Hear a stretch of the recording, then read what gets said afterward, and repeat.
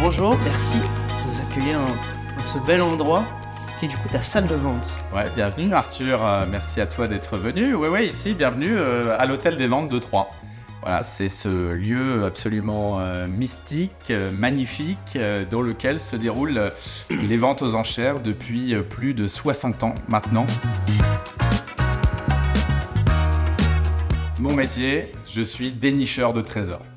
En fait, je suis le professionnel qui est habilité à diriger et à organiser des ventes aux enchères. Et pour pouvoir faire des ventes aux enchères, il faut bien avoir de la matière à vendre. Et ce que je recherche à vendre aux enchères, ce sont des objets rares, des objets courtisés, des objets de valeur en tout genre. Alors ça peut aller du diamant aux meubles, comme tu peux le voir ici dans l'hôtel des ventes, mais ça peut aller également aux motos anciennes, aux bouteilles de vin. J'ai même fait des ventes aux enchères de rétro gaming et de cartes Pokémon. Tout se vend aux enchères. Et moi, ce qui m'intéresse, ce que je recherche, c'est les choses de valeur, les trésors, les pépites, et justement de valoriser ces objets pour en obtenir le meilleur prix pour mes vendeurs.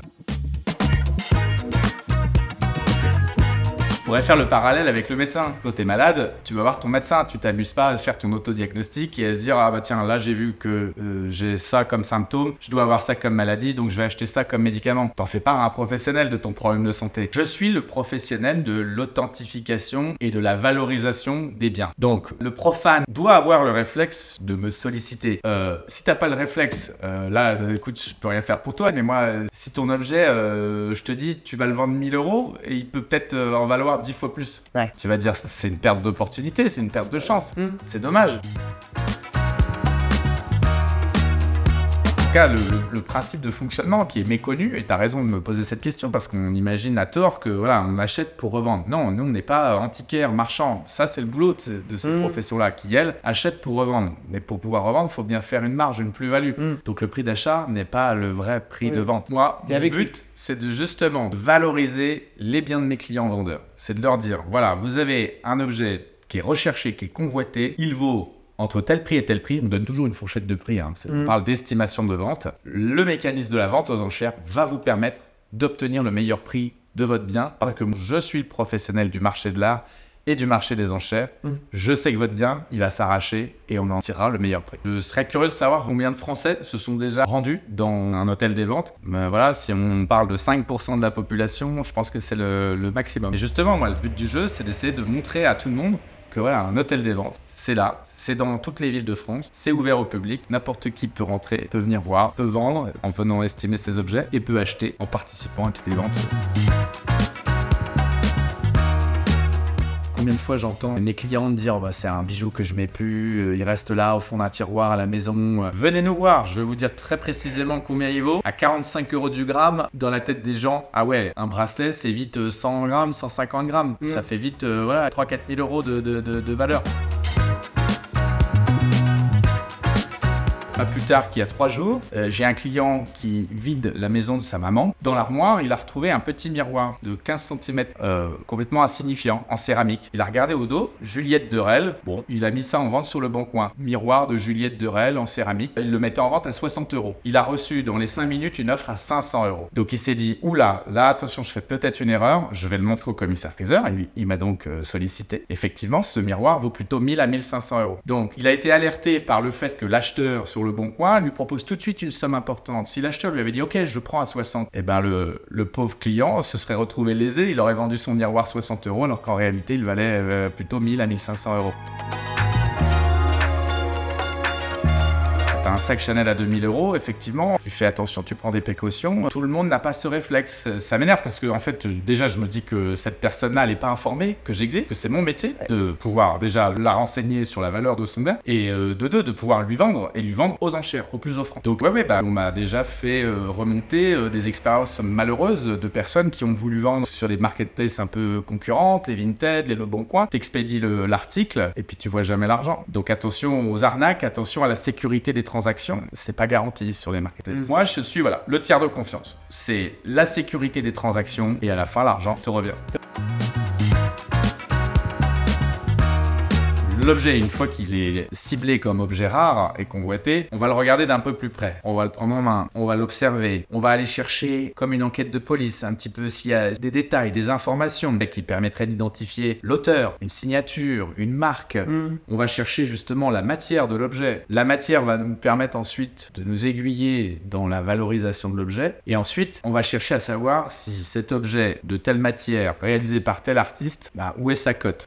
L'objet, c'est un petit objet, c'est un grand objet. Évidemment, le prix est dépendant de ça, de la taille de l'objet. À titre d'exemple, si ça t'intéresse, j'ai une coupe là qui est juste derrière moi. Ouais. Alors elle est assez imposante en taille. Et je me dis, attends, c'est quand même un objet saisissant quand même. Personne ne se doute que ça vaut au prix fou, ça. Non, dans la famille, personne n'avait fait prêter attention à cette coupe. Donc là, tu vois, le premier réflexe, c'est de se dire, bon, on est quand même face à un objet pas courant. Par la taille, par le décor, c'est déjà des indices qui font que le commissaire-priseur doit avoir un petit peu des réflexes, là, d'aller un peu plus loin. Moi, j'aime bien regarder sous les objets. Et là, tout de suite, je sais pas si tu vois, hop, il y a un cachet ici. Ah oui. C'est le cachet de la Manufacture Royale de Sèvres avec les lettres L.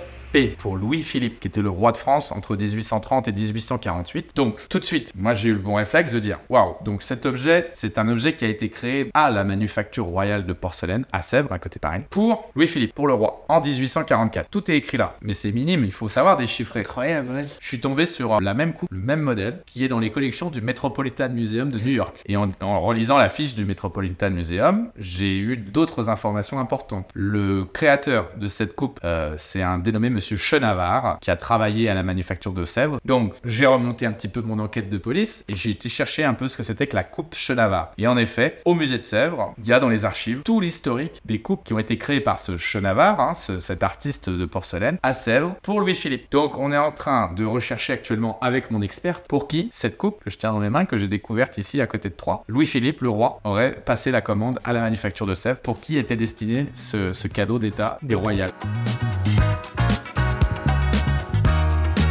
Il y a pas plus tard que 6 mois, j'ai trouvé un miroir en plastique effondré, en très mauvais état. Je suis allé voir le miroir. J'ai même pas eu besoin de le retourner. J'ai demandé à mes clients, à votre avis, combien vaut ce miroir cassé là sous les formes de pigeons? Client, je sais pas, 5 euros, 10 euros. Je leur dis, regardez voir derrière la signature là. Qu'est-ce que vous lisez? Alors, ils n'arrivaient pas à déchiffrer. Lynn Vautrin? Oui, me dit le client. Oui, c'est ça, Lynn Vautrin. Je dis, si je vous dis que ce miroir vaut 30 000 euros, vous me croyez? Ils en revenaient pas. Ah bon, ça vaut 30 000 euros dans cet état? Je dis, normalement, en bel état, c'est plus que 30 000 euros. Dans l'état actuel, oui, cassé, abîmé, voilà, résultat des courses, ils nous l'ont confié à la vente et il a été adjugé avec les frais 42 000 euros.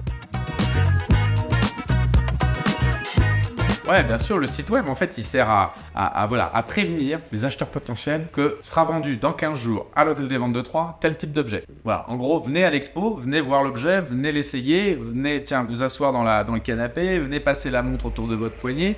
Ça va être vendu dans quelques jours. Voilà. Et ensuite, une fois que le collectionneur est rassuré sur l'état de la marchandise, derrière, il sait jusqu'à quel prix enchérir. D'acheter et d'enchérir à distance par internet, donc via ton smartphone, ton ordinateur, moi je trouve que c'est pas pareil que si tu venais enchérir en levant le doigt dans la salle de vente. Il y a une vraie ambiance ici. T'es dans le feu des enchères, t'es en live avec le commissaire-priseur, t'es en live avec les autres concurrents de la salle. C'est quand même plus sympa pour l'expérience de se dire, l'objet que je convoite, il est là, à l'hôtel des ventes de Troyes, je veux l'acheter et je vais participer à l'ambiance des enchères et à la bagarre des enchères.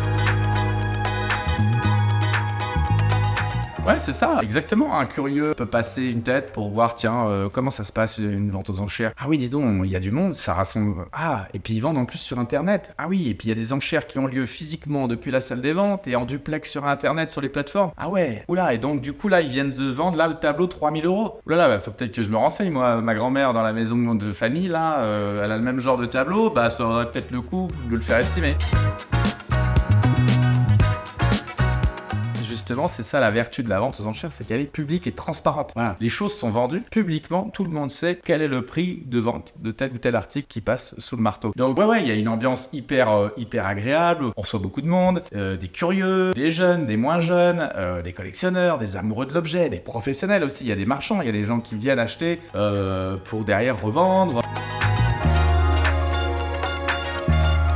Aujourd'hui, on est multicanaux. Ça n'a jamais été aussi simple par les moyens de communication qu'on a maintenant de rentrer en contact avec moi personnellement, directement. Il y a les réseaux sociaux, je suis sur Instagram, je suis sur Facebook, sur LinkedIn. Alors, avant de le mettre aux enchères, tu m'envoies des photos de ton bien, tu me donnes les dimensions, parce que moi, sur photo, c'est difficile pour moi de me rendre compte si la pendule, elle mesure 10 cm ou si à l'inverse, elle fait 1 mètre de haut. Évidemment, la valorisation va dépendre de la taille de l'objet. Oui, tu m'envoies les dimensions, l'objet. Dans les 24 heures, tu as un retour gratuit, une estimation de valeur de ton bien. Donc tu vois, pour la quantité de services et d'opérations qu'on réalise avant la vente aux enchères, la commission qu'on retient, ouais, c'est anecdotique. C'est la rémunération de mon travail. Mais dans le prix final que reçoit chacun de mes vendeurs, voilà, c'est dérisoire. On est peut-être 2 à 3 fois moins cher à commission que des sites concurrents, alors qu'on apporte une vraie plus-value, un vrai savoir-faire, une vraie expertise et la garantie d'obtenir surtout le meilleur prix de vente.